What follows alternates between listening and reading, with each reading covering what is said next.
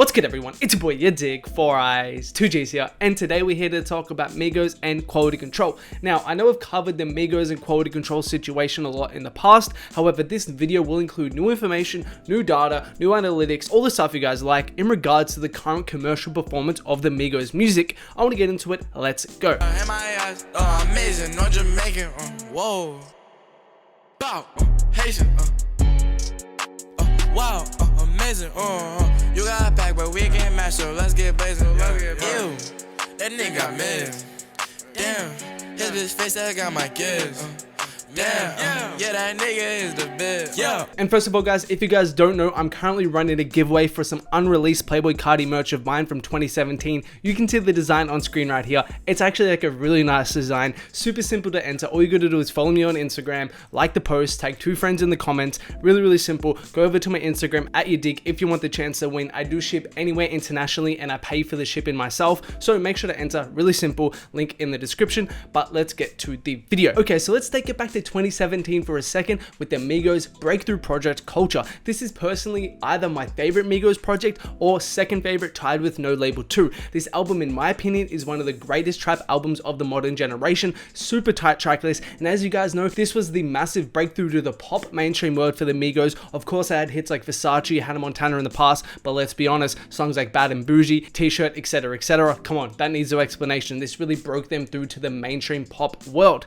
Then, however, we got Culture 2, which, to be honest, was a much worse album. I think that's pretty safe to say. Really long track list, and it gets a lot of hate. I still think it had some decent tracks, but for actual fans of the Migos, like most of you watching this video are, and not the pop mainstream world, this was considered a much worse project considered to the original Culture 1. However, crucially, it's important to note that it still had hits. Songs like Walk It, Talk It, songs like Stir Fry were still massive commercial successes. That is really important to say. Now, what's also important to say is that this was released over 2.5 years ago now, and I want to document kind of the journey since Culture 1 to now in regard to their commercial performance. As you can see, Culture 1, as I said, massive huge hits. Then again, Culture 2, although it might not be their best project, still had huge commercial success, as you can see right here. And over the course of these two projects, as you can see, they had 1, 2, 3, 4, 5, 6, 7 certified songs. However, it's been a very different story since Culture 2. As you can see right here, it's been very dry for the Migos. They've tried single after single, and since 2019, they've only had one song go on to be certified platinum, and in 2020 alone, they haven't even had a song reach the top 40. Now, although in this video, I am not trying to say the Migos are fell off, the Migos are irrelevant or anything like that, because that would be a bold-faced lie and I would be so wrong. But you got to look at the stats right here. It's clear that compared to the huge commercial success of Culture 1 and Culture 2, these recent singles just haven't been hitting. And why is that so? Well, I've got a couple reasons. First of all is the oversaturation of their sound. I think the Migos kind of came into their own and found a style that really worked on Culture 1. However, the danger is for artists when they don't switch up their style and they get comfortable, they get lazy, and they get generic. And those are some of the words I would use to describe the majority of the music coming from the Migos right now. On top of this is the oversaturation of their music. As I said, since 2017, we've seen Culture 1, Culture 2, not to mention the quality control collaboration projects, 2 of them, which were both littered with Migos features. On top of this, each one of them, Offset, Quavo, and Takeoff, have dropped individual projects. Then, if that wasn't enough, we saw Offset team up with Metro Boomin and 21 Savage, and then on top of that, Travis and Quavo teamed up for their collaboration project. That's what, 2 projects, another 2 projects, another 3 projects, that's 4, 7, then 2 more projects, 9. Quick math in my head right there. So that's 9 projects over the span of what, 3 years that are littered with similar sounding music. And I don't think this is some revolutionary idea or I'm some genius for saying this. This is a pretty common opinion when you go anywhere on the internet. And I think the perfect example of this is this song right here, Give No F's, with Migos, Young Thug, and Travis. Now, normally I would kill for a collaboration between any combination of these 3 artists. They have both mainstream classics and underground classics together. Come on, man, pick up the phone, F Cancer, Cali Price, I can just go on and on. But this is literally the worst collaboration between any of them, hands down. I will take that to the grave, and the commercial performance of this project speaks to how bad it was. It was generic, it was boring, and it was just such a mainstream rendition of their own styles. And although it got 22 million million views on YouTube, which means some people like it and it didn't completely bomb. Let's be honest, it didn't get any sort of platinum or gold status, and then on top of that, it was only on the Billboard Top 100 for 1 week at number 48, then fell out and never returned, which shows that the song had no staying power.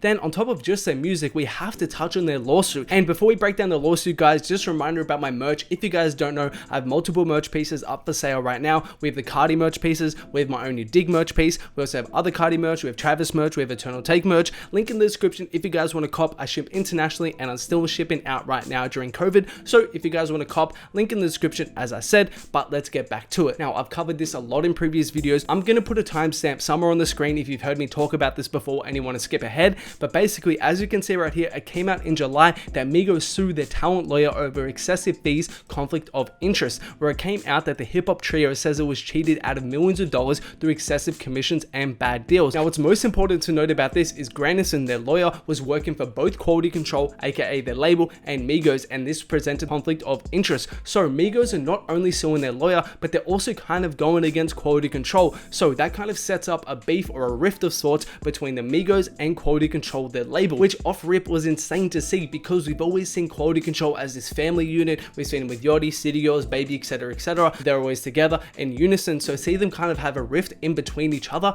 was really tough to see, and it's honestly a sad sight. But on top of that, you guys got to think what the label does for the artist. The label is responsible for clearing the music, releasing the music, promoting the music, marketing the music, overall just putting money into the Migos movement to ensure that the Migos have success. Now think about it, if the Migos have an issue with Quality Control and Quality Control are being sued for their money by Migos, would Quality Control really put their best foot forward in regards to promoting and putting money into Migos? Of course, there is no way to know for sure, and this is all speculation, but we do know for a fact that labels love to play favorites with artists they like and kind of blackball artists they don't like. So in this situation, we could see Quality Control kind of blackballing, in the loosest definition of the term, their Migos from having success in the industry. Because again, think about it, if Quality Control are losing money because of this situation, because of course they have to pay their lawyers, on top of that they're getting bad press and their name is getting smeared in the public, then on top of that they have to waste their own time and effort that they would normally spend towards an artist but put into this lawsuit. What kind of motive would they really have to release the Migos music, to promote the Migos music, to invest money into the Migos music if they're entangled in this lawsuit with the Migos?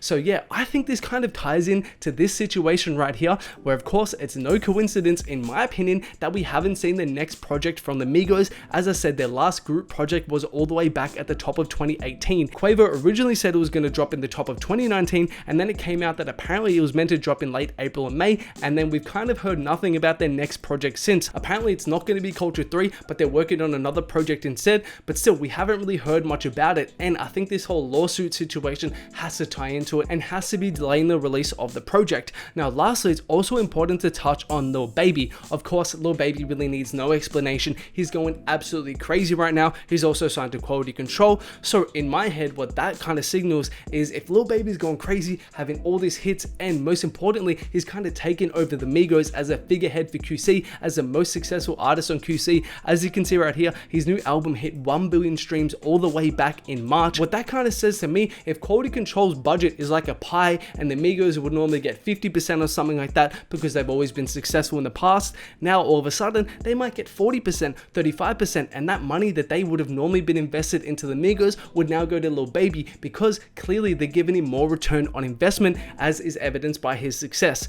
Again, a lot of this was speculation, but if you kind of know your stuff, it really does make sense in regards to how labels operate, and it's really interesting what we're seeing going on right now. I think there are a lot of mitigating factors that are playing a role in the Migos not exactly having the same success that they've had in the past with albums like Culture 1 and Culture 2 with this rollout right here, such as the label situation, such as their music stagnation, and such as Lil Baby, as I explained in this video. But let me know what you guys think about it. It's definitely an interesting topic. Again, this is just my opinion and the way I analyze it. If you don't agree, let me know in the comments. I'm totally open to being wrong. Also guys, a reminder about the giveaway I explained at the start of the video. As I said, I'm giving away this very rare Cardi merch piece right here. All you gotta do is follow me, like the post, tag 2 friends in the comments, and you're in the running to win. As I said, I ship internationally and I cover the shipping myself. Link in the description to go check it out. If you're interested, go enter. You've got nothing to lose. And also guys, if you haven't already, like, subscribe, turn on notifications. I'm pumping out the content daily for y'all. I'm on the grind, so your support would be much appreciated if you could do those things for me.